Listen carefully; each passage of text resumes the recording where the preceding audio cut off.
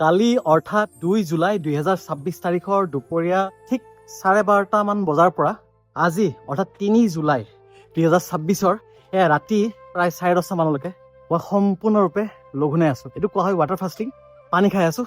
মই কালি এটা ভিডিঅ'ত কৈছিলোঁ যে কি মোৰ মানে অনুভৱ হয় মই জনাম। প্ৰথমতে মই সকলোকে এটা অনুৰোধ কৰিম যে কোনেও যাতে মোক দেখি ডাইৰেক্টলি এইটো বস্তু ট্ৰাই নকৰে। 24 ঘণ্টামানলৈকে পাৰিব, কিন্তু তাৰ পাছত যদি ফাষ্টিং কৰিব বিচাৰে তেতিয়াহ'লে পাৰিলে মেডিকেল গাইডেঞ্চ লৈ ল'ব।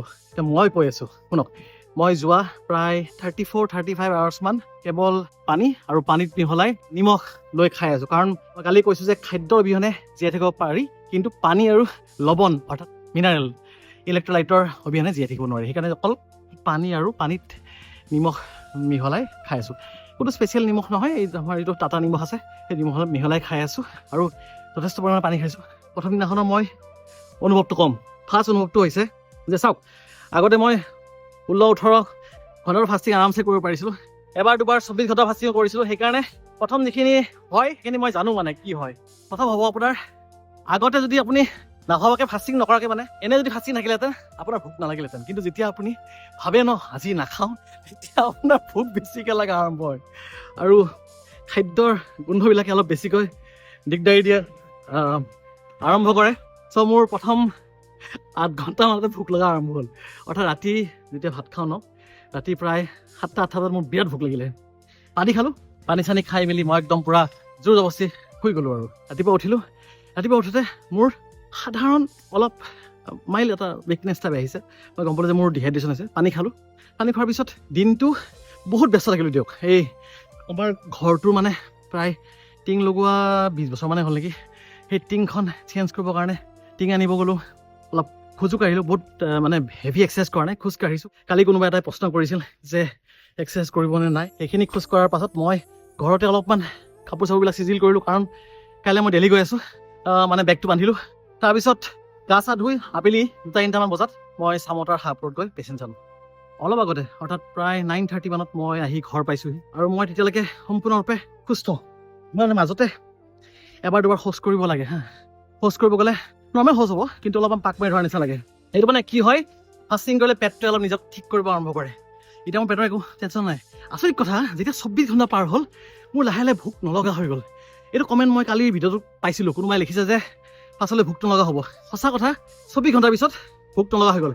মানে কি হয় জানে, এইটো চাইণ্টিফিক কাৰণটো কি যে যেতিয়ালৈকে 24 ঘণ্টা সময় থাকে মানে তেতিয়ালৈকে আপোনাৰ শৰীৰত থকা গ্লুক'জখিনিক গ্লাইক'জেনখিনিক লিভাৰৰ পৰা উলিয়াই মাংসপেশীৰ পৰা উলিয়াই শৰীৰে ব্যৱহাৰ কৰি থাকে। যেতিয়া সেইবোৰ শেষ হৈ যায় শৰীৰৰ মেটাবলিজমটো Your progress.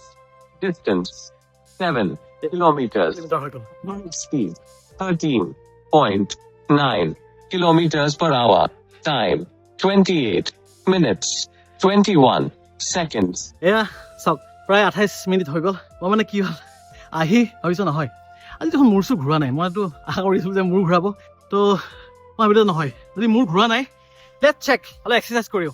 এতিয়া আধা ঘণ্টা ধৰি চাইকেল চলাই আছোঁ। মূৰ চুৰ ঘূৰা দূৰৰ কথা, মই অলপ বেছিহে এনাৰ্জি লাভ কৰিছোঁ।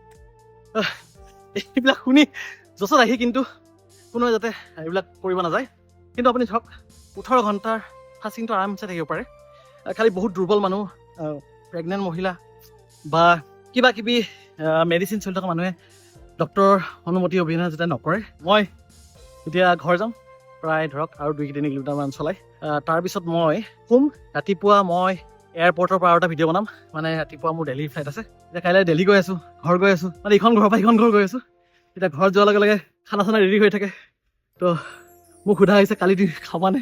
মই যে কালি নাখাওঁ, পৰহিলৈ খাম। চ' কাইলৈ হ'ব 4 তাৰিখ। ত' 4 তাৰিখলৈকে মই একো নাখাওঁ। আনকি মই 5 তাৰিখলৈকে একো নাখাওঁ। 5 তাৰিখে দুপৰীয়া 2টা বজাৰ পিছত চাওঁ, যদি ভোক নালাগে সেইদিনাখনো নাখাওঁ, বা ধৰি লওক চাই লওঁ। কিন্তু মানে 72 ঘণ্টাটো মই কৰাটো কৰিমেই। এইখিনি এটা কথা কৈ থৈ দিওঁ, মই নিস্বাৰ্থভাৱে মানুহৰ কাৰণে কাম কৰি আছোঁ। হয়তো বা 99.9% মানুহে বুজি পাইছে। তথাপিও সেই যিটো ভিডিঅ' যিটো মই কৈছিলোঁ যে অহা 3 দিন বা 72 ঘণ্টা মই নাখাওঁ, সেইটো ভিডিঅ'ৰ তলত কমেণ্টত বহুতো হেড কমেণ্ট আহিছে।